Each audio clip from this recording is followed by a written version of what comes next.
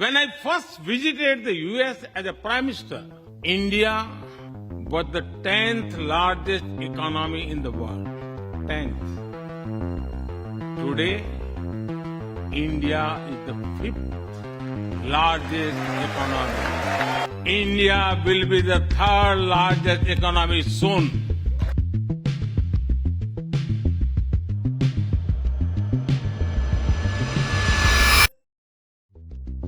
नरेंद्र मोदी अपने third term में India को थर्ड लार्जेस्ट इकोनॉमी बनाना चाहते हैं। मुझे पता है आपको ये सुन के काफी प्राउड फील हो रहा होगा, पर इंडिया को थर्ड लार्जेस्ट इकोनॉमी बनाना कोई आसान काम नहीं है। भारत के सामने एक बहुत बड़ी प्रॉब्लम है जिसके कारण इन्फ्लेशन लगातार बढ़ता जा रहा है और यूरोप और यूएसए जैसी कंट्रीज लगातार इंडिया को सप्रेस करने की कोशिश करती आ रही हैं और इस प्रॉब्लम के कारण इंडियन कंपनीज ग्लोबली कम्पीट नहीं कर पा रही है। The problem is the dependency of India on oil. India is one of the largest importers of oil in the world, so India is particularly sensitive to any increase in oil prices. Each time the price of a barrel rises by $10, inflation in India spikes by 0.3%. India is the world's third biggest oil consuming and importing country. It imports over 85% of crude oil. India अपनी oil supply के लिए दूसरी countries में बहुत ज्यादा dependent है। India जिस speed से ग्रो कर रहा है उसको बहुत ज्यादा एनर्जी की जरूरत पड़ती है और एनर्जी का सोर्स है ऑयल। पर आप परेशान मत हो, हमने हॉलीवुड मूवी के एक बजट में इंडियन सैटेलाइट को मून में लैंड करा दिया, तो ये तो एक बहुत छोटी सी दिक्कत है। तो ऑयल डिपेंडेंसी को खत्म करने का एक सिंपल सा सॉल्यूशन है ग्रीन एनर्जी। पर ग्रीन एनर्जी काफी तरह की होती है, जैसे कि wind energy, hydro power, bio energy, biomass. पर अभी इंडिया को जरूरत है सोलर एनर्जी की। सौर ऊर्जा आज की नहीं बल्कि 21वीं सदी की ऊर्जा जरूरतों का एक बड़ा माध्यम होने वाला है। पर सबसे बड़ा क्वेश्चन ये है कि स्पेसिफिकली हमको सोलर एनर्जी क्यों चाहिए। मैं समझा रहा हूँ, आप इस ग्राफ को ध्यान से देखिए। पिछले 10 सालों में जहाँ बाकी एनर्जी सोर्सेज का एवरेज कॉस्ट प्राइस बहुत ज़्यादा बढ़ गया है, ठीक उसी समय में सोलर एनर्जी का एवरेज कॉस्ट प्राइस बहुत ज़्यादा कम हुआ है।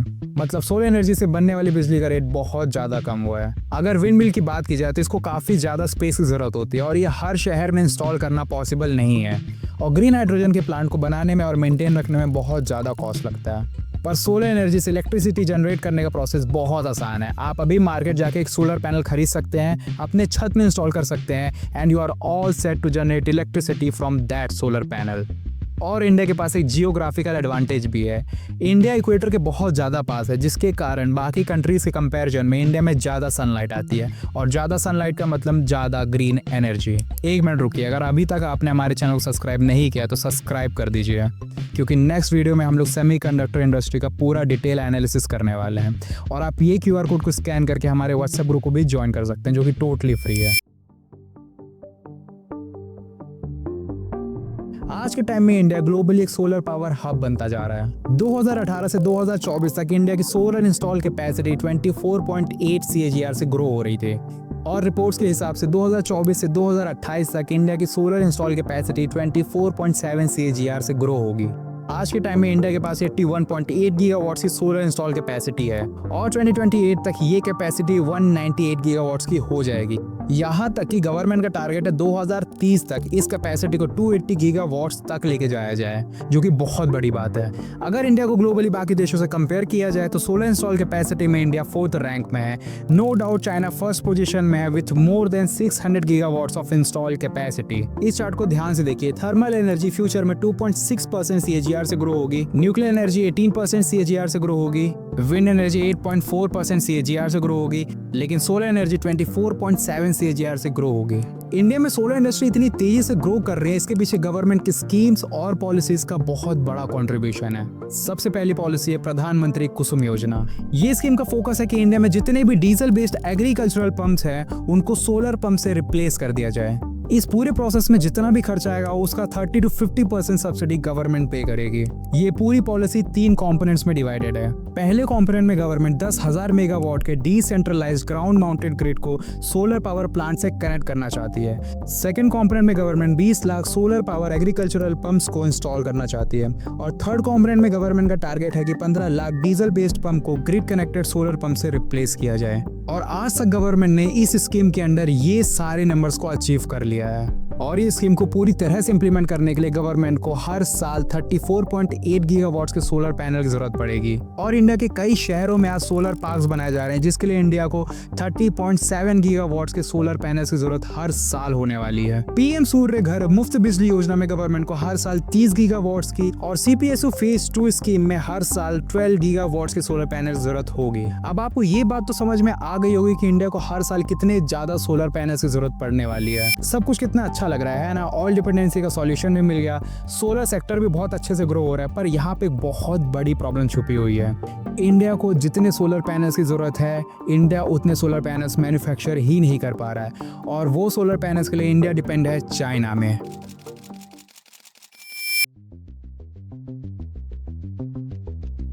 सोलर पैनल प्रोडक्शन में 4 स्टेजेस होती हैं: polysilicon, ingot wafers, solar cells और फिर सोलर मॉड्यूल्स। और चाइना ने ये चारों स्टेजेस को मास्टर करके बहुत ज्यादा एफिशिएंट बना दिया है। एक चाइनीज कंपनी को सोलर पैनल बनाने के लिए 18 सेंट्स पर वॉट का खर्चा आता है, और वहीं यूरोप को 30 सेंट्स का और यूएसए को 28 सेंट्स का खर्चा आता है। चाइनीज सोलर मॉड्यूल्स यूरोप से 50% सस्ते हैं और यूएसए से 65% सस्ते हैं। और यही रीजन है कि इंडिया, यूरोप, यूएसए आज सोलर पैनल्स के लिए चाइना में हैविली डिपेंडेंट है। पर जरा सोचिए, अगर इंडियन कंपनीज को करोड़ों रुपए के सोलर पैनल्स की जरूरत है और उनको पता है कि चाइना से मंगाने में उनको सस्ता पड़ने वाला है, तो ऑब्वियसली वो चाइना से मंगाना पसंद करेंगी। पर इसके कारण इंडिया की सारी ग्रोथ अपॉर्चुनिटी और प्रॉफिट चाइना के पास चला जाएगा। और अगर ऐसा ही चलता रहा तो आने वाले टाइम में जो लोकल सोलर पैनल मैन्युफैक्चरर्स हैं इंडिया के, वो सर्वाइव नहीं कर पाएंगे। और इसी चीज को रोकने के लिए इंडियन गवर्नमेंट ने एक पॉलिसी लॉन्च की है जिसका नाम है डोमेस्टिक कंटेंट रिक्वायरमेंट। ये पॉलिसी इंश्योर करती है कि एक सोलर पावर प्रोजेक्ट में यूज होने वाले सारे कंपोनेंट का एक स्पेसिफिक परसेंटेज इंडिया के डोमेस्टिक मैन्युफैक्चर कंपनी से ही खरीदा जाए।